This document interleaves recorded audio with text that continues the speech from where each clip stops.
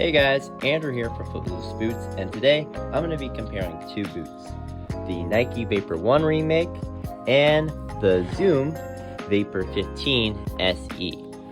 One is a remake of the OG boot, and one is a colorway.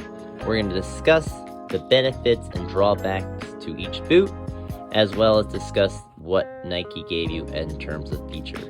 Without further ado, let's look at the boxes. Besides the boots, what do you get with your purchase? Well, for the Vapor 15, since it is an homage to the Air Zoom material, you get the OG box, even the little alpha project, which the Air Zoom materials were part of. But yeah, you get the OG box, then you get the boots, and a string bag. I don't have the string bag at the moment, but it looks something similar to this. So that is what you got for the Vapor 15s.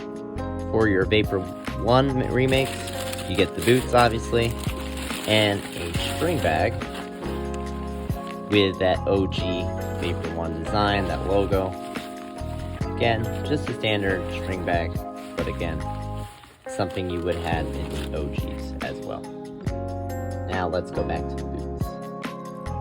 So let's look at the boots. What Nike usually does is they just give you a colorway. Now this was in an homage to the Zoom material back in 2001, and again they kind of remade this colorway because that Air Zoom material or Zoom material also had a AirPod. So when Nike added their AirPods to the base of the boot for the Vapor 15, it seemed appropriate to remake that Zoom material. And honestly, this is an amazing colorway. I think Nike honestly nailed it out of the park. They nailed the details for a reimagining onto a different boot entirely, but again, they nailed the details to a T. So really good job if you're gonna remake a colorway, matching everything from that colorway, OG boot, onto your colorway. Now let's look at the Vapor 1 remakes.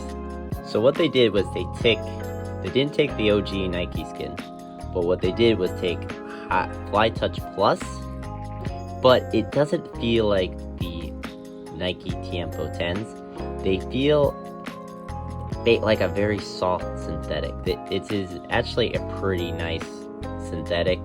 I don't know how well it will break in, but based on the touch, this is a pretty good comparison to that OG Nike skin.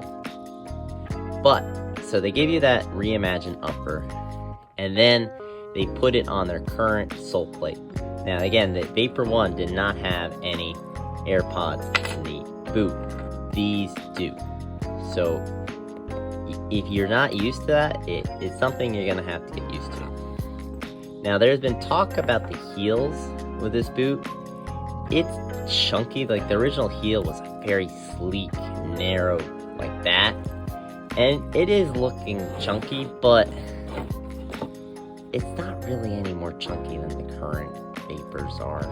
It's just something Nike has done over the years. It's just gotten wider and wider in the heel. So again, it's maybe disappointing to those OG Vapor 1 fans that really wanted that like really tight, streamlined boot. But over the years, Nike have just modernized their shape into being a bit wider and a bit more comfortable. Also, you get a tag labeling the boots. They only made 4,000 of these. This is 272. And again, it has that R9 logo right there, because again, this Vapor was for Ronaldo of Brazil at the time.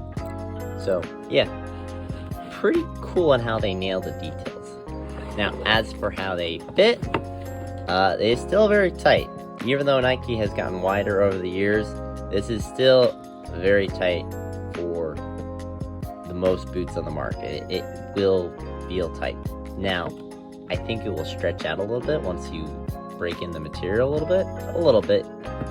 And again, you have a tongue, so you do have a lot of adjustability. So, on a whole, when I saw these initially, the Vapor ones, I thought it was a step back. I honestly thought, no, Nike, if you don't have the OG materials, just remake the colorway like you did for the Zoom material. But after getting these at hand and feeling the upper, it's really not that bad. I honestly think this is a pretty good imitation, because you can't give the OG Nike skin if it doesn't hold up, and it probably doesn't hold up. So if you just tweak it a little bit to make it a bit more palatable to today's market and today's audiences, I think that's actually an admirable thing to do. And again, they nailed the details. This looks like the Vapor minus that heel area. If they just pinch that heel area, ooh, that would look sexy.